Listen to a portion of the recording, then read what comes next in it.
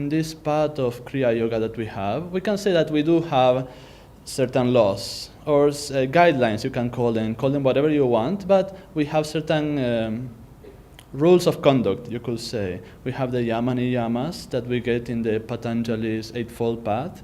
Beyond that, we have everything that Master Paramahansa Yogananda has said, everything that Swamiji has said, all of the ways in which they expressed that central point, that central truth, the absolute reality. We take them, we study them, we try to apply them in our lives. So in a way you could say that is our law. Now what happens with law, this kind of thing, is that it can become a little, it's a little bit of a tricky friend. Now what do we have? There's one law, in fact, that trumps everything else, as Jesus put it, love the Lord thy God, as the Bible puts it many times. You shall love the Lord thy God with all your heart, with all your mind, with all your soul, and with all your strength. That is the highest rule of them all. But as human beings, we can take that as a very absolute, kind of axiomic rule, and most people cannot do much with it. It has to be expressed. If that is the central point of reality, the rays that come outwardly from that become everything else that we have. Now, what happens when something, let's think of creation itself, what happens when it goes more and more outward from its center? It gets more solidified, and it can have a risk of getting a little frozen. Actually, Suvarnaji and Surya and I were having coffee yesterday, and we were having fun with how these things work. Now, let's say we have the Gita, tiny book, right? You can read it in one day if you go through it like this. But then we have Swami's commentaries on the Gita, which is a fairly big book, 700 pages of commentaries by Swamiji. And it does not stop there, because then you have Ashas, Swami Ashas. She comments on Swami's comments on the Gita. So she goes through the whole book, and everything that the Gita says and what Swami explains, she explains again, elaborates on Swami's explanations. And suppose, therefore, afterwards, somebody will listen to Asha's talks, and she'll give us, or he or she will give us satsang, and explain Asha's explanations of Swami's explanations of the Gita, and it goes on, right? And but what happens after, not a few years, but maybe decades or maybe centuries? What happens is that original explanation, every path has its own set of rules, and they all came from that inspiration of divine love. There was an avatar, usually, he came, and in that inspiration, a religion, a certain set of forms and rituals and guidelines, let's call them, was formed. But human beings being human beings, after a few years, after a few decades, after a few centuries, those things become very solidified. And what happens is that we start missing the point. That is one of the great risks that Patanjali describes in his Yoga Sutras, missing the point. And what is this missing the point? Now let us say that here in Ananda Sangha, if we are looking for God, everything we try to do in our daily life, we try to adjust to whatever our spiritual authority, in this case our Guru, Paramahansa Yogananda, has described as the right way to live. But let's suppose I have been very, very much inspired by Swamiji. That happened, so let's not suppose I did. And because of him, I came to Ananda. And, I had that love for God that Swamiji inspired in me. I had that zeal, I had everything. And because of that zeal, because of that love I felt for God, I started serving, right? And let's suppose after a few years of a little service here and there, doing dishes here, now it's going theoretical. Let's suppose after doing dishes here, doing housekeeping there, helping with the soda lab over here, that service comes into a focus. Usually most of us, after a while, they get a certain role. Now, let's say I got the role of building websites. Now, And in building websites, I have to, let's say, work with this team of people to build one particular project because Swamiji, some time before, he had said that he wanted that project. Now, if we don't keep that central focus of everything we do has to be traced back to that central focus. Why are we here? We're here to love God. Why are we serving? We are here to love because we need to learn to love God in that service. And because we love God, we want to serve. And, why do I do that particular project? Again, I have to take it back. I do this project because I love God.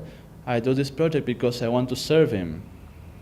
In that way, we trace everything back to that very central point of reference. But what tends to happen is that we do not do that. It's a little bit like, that game, that children game, the broken phone, we call it in Spanish. But I think of a phrase, I whisper it to Aditya, then he whispers it to Pratap, and goes on and on. Then he whispers to Madhukar and Chaitanya, etc., etc.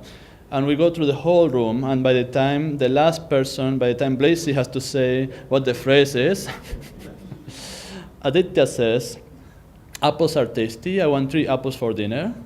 And Blaisey says, let's go to the swimming pool. Somewhere along the way, the message got very, very distorted, and that we have to be aware of that in our daily life. And that's because I didn't tell each one of you what my original sentence was, but it just came through channels, and every time it lost a little bit of the meaning until it became something completely different. And that tends to happen a lot in our daily lives. Let's go back to the example I was giving. I have this particular project that I was doing. But if instead of feeling that I'm doing all of this because I love God, if I feel, for example, I'm doing this project because I'm in charge of this department. I'm in charge of this department, therefore it is my responsibility to make sure this goes well. And we just relate everything to its worldly kind of immediate cause. And then we forget. And in that we tend to forget what is important. Now, what happens if I make it, somewhere down the line, yes, I know I'm serving because I love God and this and that, but this project has to be done, and I don't bother to track it back and to bring it back to a central place. What's going to happen? One day, one of the people who work with me is going to mess up, and I may get angry, for example. Or I may get so stressed about this project that I don't meditate anymore. All I do is try to work in the project. I don't think of God anymore because my I'm not relating that back to the central point. So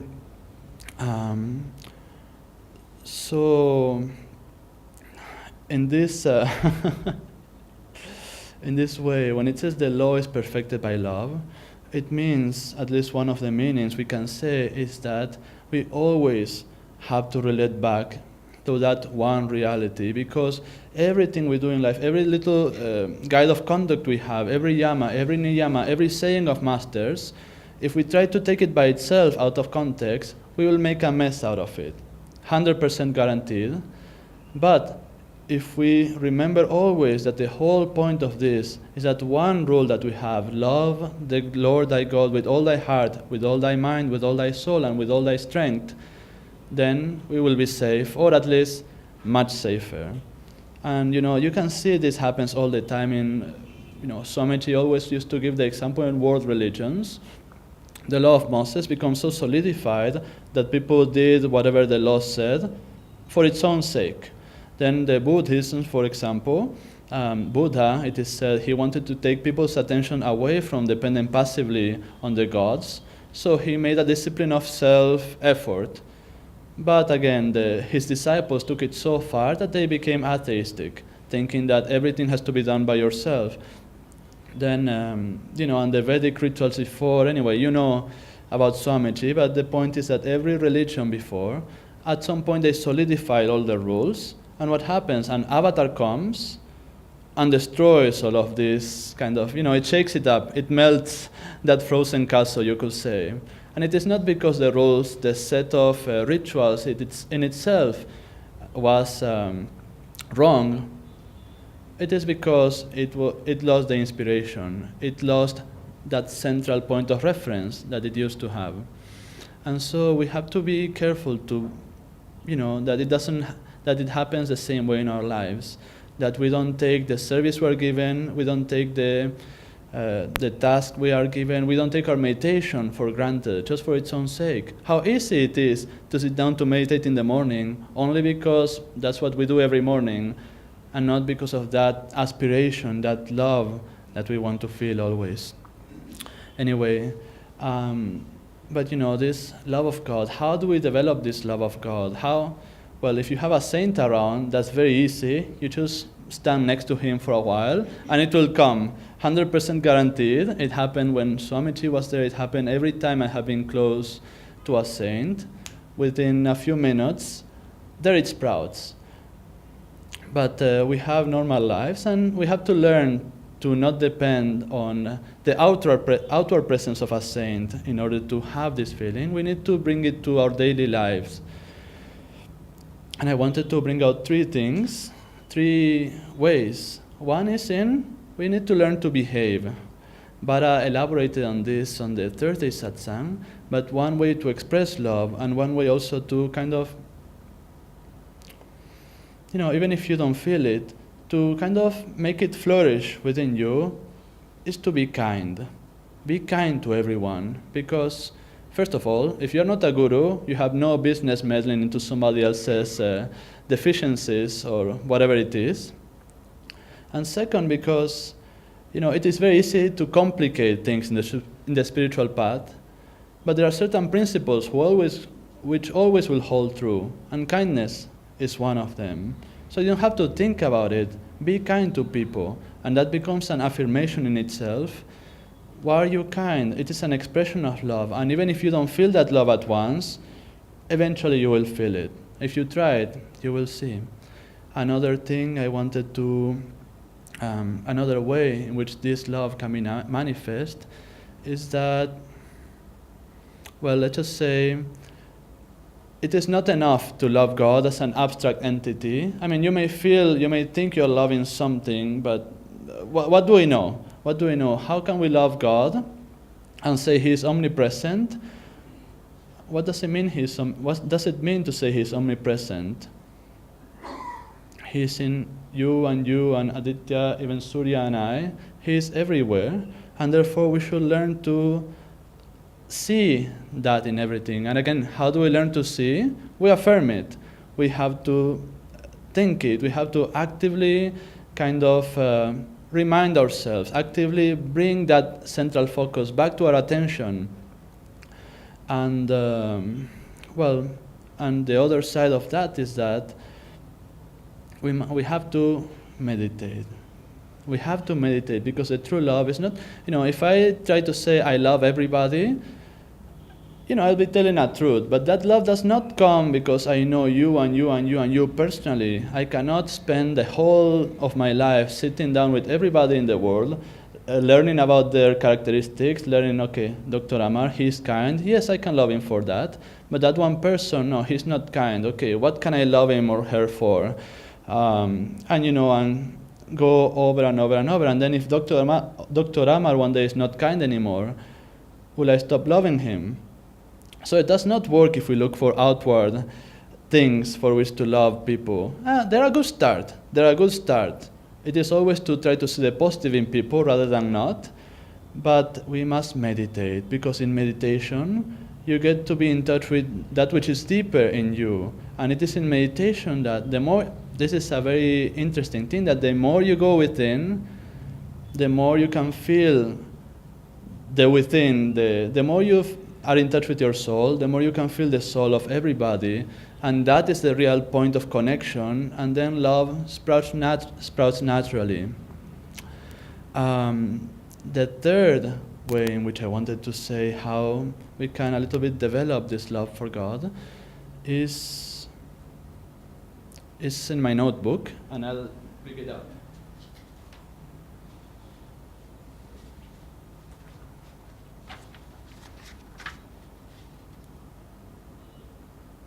Oh yes. So this is very similar to what I had said before, actually. Always have the proper context to everything we do, and to everything that happens to us also, is to see it always in a divine context. And that can shift our perspective completely. Let's say something good happens to me. I got some candy from Dr. Amar. I'm going to be grateful to Dr. Amar. That's great, that's very appropriate, but why not? We should get into the habit of extending that gratitude. I'm grateful to Dr. Amar, but then inside I have to say, thank you, God. Thank you, God, you gave me this candy. Thank you, God, you gave me this new position. Thank you, you gave me this family, these friends, etc., etc. And also when bad things come to us, we have to react. We have to react in the worldly context, but also we react in the divine context, see? We say, well, hopefully we say, thank you, God, you gave me this lesson. But even if you cannot say that, at least bring him into the picture. Ask, why did this happen, God? Or even tell him, I'm not happy about this, God, but bring him into the picture. Because the more you keep him with you, it is like keeping a saint next to you, but this one is not next to you, it is inside you. The more you bring him into everything you do, the more that love will naturally develop, because he's the most lovable one in the whole universe. All the love that comes from any family member, friend or Guru Bhai, from a mother, from a child, is all the love of God disguised. We just don't feel it because we don't pay attention to it. But the more we bring God into our life, the more you'll start to feel that love, because it's always there. And that brings me to my closing remarks. The law is perfected in love. And what is the law of this world that dominates everything else? It's the law of karma, action and reaction. It seems pretty mechanical, but Master said that even that is a manifestation of divine love. And even that can be, I don't want to say manipulated, because it's not quite that, but even that can be biased, let's say, for us, if we give love first. And this is something we can always try, you know. The karma will be what it will be, but it is said that to him who loves much, Jesus said, to him who loves much, much is forgiven. And if you apply this in your life, you know, I cannot give you guarantees. I have life experience of my own, but every one of us has to experience it on its own. But if you try it, you will see. I have a few very, very sweet friends who are, some of you remember Bholenath, Brahmachari Bholenath he was. All he used to do is to give love, give love, give love. He was pretty clueless in other ways sometimes, but he was always loving. Everybody loved him because he gave so much love. And in his own way, he went through whatever he had to go, but always life helped him, somehow. You can never think of Bholenath as having a tough time, not for long, because always life was there to help him. And other people with him who have this characteristic of always giving love, always life is there to help them. And if you develop this love also, without thinking too much about it, that is what cuts the flow, just the doubts, then you will find that the law of karma always will work with your favor, on your favor. And again, as Jesus said, seek ye first, thank you. Seek ye first the kingdom of God, and everything else will come unto you. Jai Guru. It's our farewell satsang, so it's okay. Good evening, everyone. We're going a little over time, but I'll try to keep it to its essence. So, when I was reading the title, the topic of today, the law is perfected in love, I thought, wow, that's a very deep topic. How can you ever cover, that in one single satsang? And obviously you can't. But at the same time, also when I thought about it, I thought, it also makes so much sense, doesn't it? God created this universe because he wanted to share his joy with others. Now, isn't that love? And if he created us and this universe out of his love, then the laws that govern us, they have to abide by that love. So it made perfect sense. I was like, oh, it's not that difficult if you think of it that way. And I thought that can also help us when we try to figure out whether we are acting in the right way, when we're acting according to Dharma. We can ask ourselves, do I feel more love in my heart, or do I feel less love in my heart? Usually it's a little more difficult in the situation itself to decide upon that, but usually after we have gone into a certain action, you can feel in your heart whether you feel it expands or it contracts. And in that way, that law that can really help us, because sometimes logic can be tricky.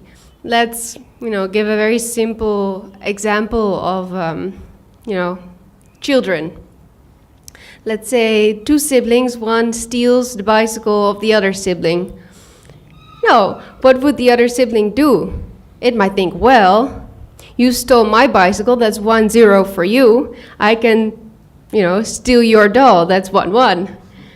It's logical. But once we're adults and somebody steals our bicycle, do we want to steal something back? We look into our heart and we say, no, that doesn't increase our love or expand our heart, or it doesn't make us feel good. So the laws of life, there's more to it than just mere logic. Logic is very, very helpful. Don't don't want to say that it's not. But it goes deeper. It has to be balanced.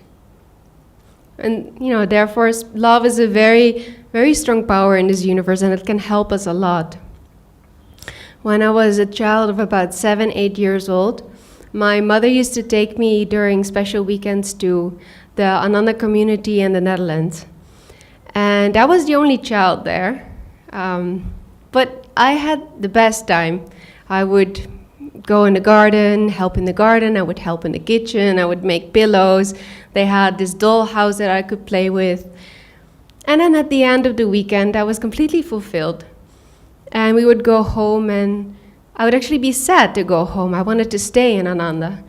And obviously my mother was, a little, not too surprised, but just a little surprised, because for a child there was not much there. They would be meditating, having classes, and there was no other child to play with me. So she asked me, but why do you want to be in Ananda? And as this 7-year-old child, I said, because there is love. And I always remember this. And, it's not that there wasn't love at home with my family, with my friends in my school. No, I enjoyed it very much. But looking back to this period, I think that somehow I could already feel that whatever these people were doing there, sitting with their eyes closed and being silent, was bringing them something that was more pure and truer than what I had seen back at home. And that same feeling of love I found when I read the autobiography of a yogi when I was 17. Throughout teenage years, you go through all your ups and downs. It's a very emotional time. And I had difficulties with feeling happy. A lot of times I felt, what is this life worth for? Is it really worth it? But when I read the autobiography of a yogi, those same vibrations of love and of true joy came to me through that book. And immediately I knew this is it. And I immediately trusted Yogananda. It was not in what he said, it was those vibrations that were coming to me, that what I could feel in my heart that was convincing to me. I would never have been interested at that moment to meditate. The thought of sitting silent for at least 10 minutes was just daunting to me. But Yogananda was saying it. And I trusted him because I trusted that love that I felt within me that was coming from him. So love is a very, very powerful force, much more powerful than any, logical explanations that can try to convince you why you have to meditate and whatnot. But that feeling, that cannot fail. And I think also that's one of the reasons why people like Swami Kriyananda could transform people so well. Not that he was trying to impose anything on anybody, but what he did was he was trying to help them for them, not for himself, but because he could see that They were his brothers and sisters in God.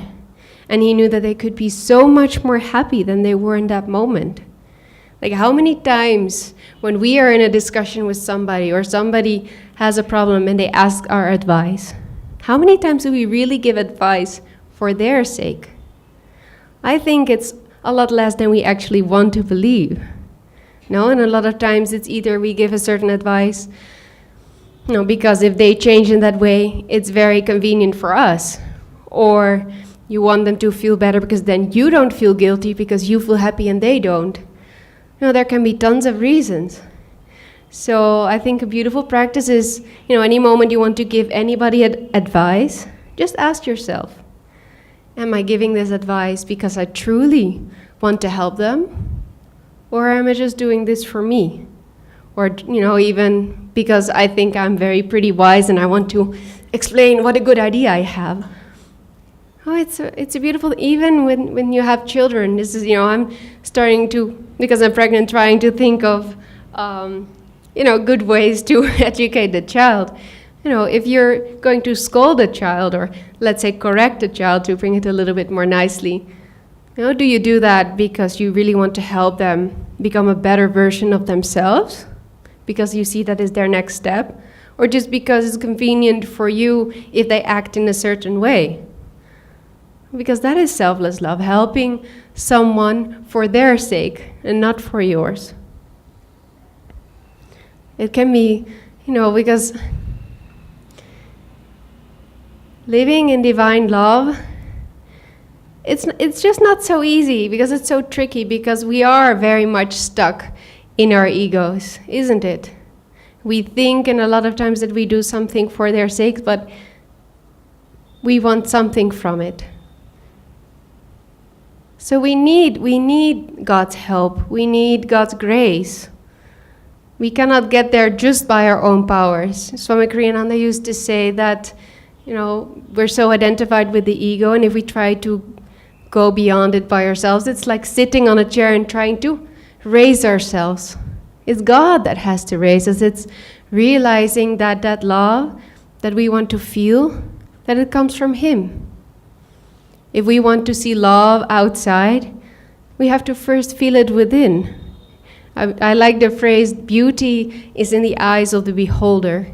And the same thing counts for love is in the heart of the beholder, isn't it? How can we recognize something outside of ourselves if we have not recognized it inside of ourselves? So we have to keep opening ourselves for that love and meditate, as Hezequiel just spoke about, and pray. Just pray for the grace to feel that love inside ourselves, to be a channel for the divine love, and to become more pure. We have to open ourselves and even ask to open ourselves, because how do we open ourselves? We don't even know probably, but ask. Ask and you'll receive.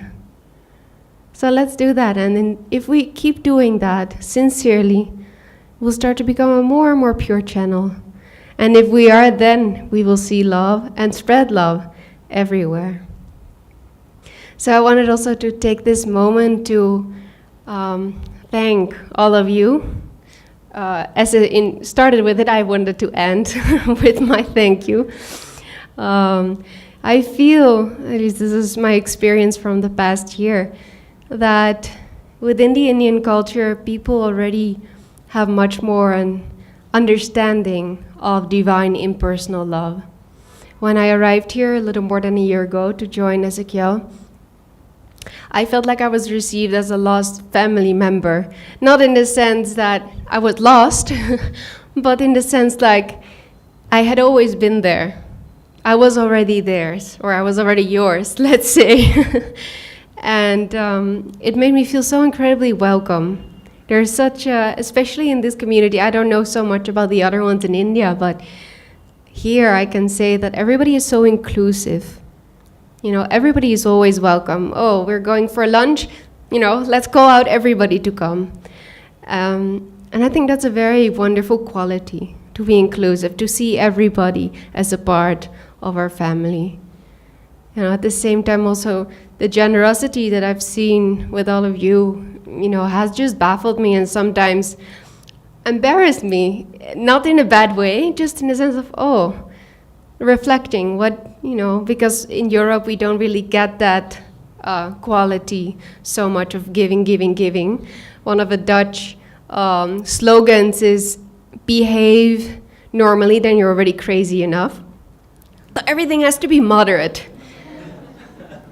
So what I've seen here is like, it's just giving and giving and giving, and it's sometimes like, wow, but how do I respond to that?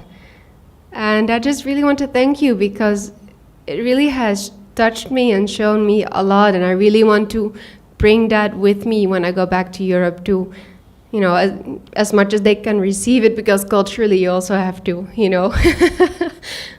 adapt yourself. But it's such a beautiful quality to always be wanting to give, and really from the heart. Even with there was a festival that I had never heard of, but apparently it was the idea that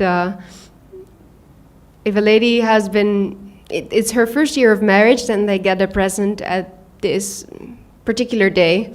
So I received some gifts, and I wouldn't have missed it because I had no idea. I didn't know about this festival, but these people just wanted to give from their heart because it gave them joy. Now, isn't that selfless?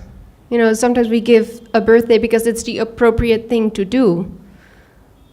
But let's give because we feel it in our heart, and maybe even just, in just no occasion, give, just from our hearts. And these things I have really learned from all of you, and I just cannot thank you enough, and just, grateful in God.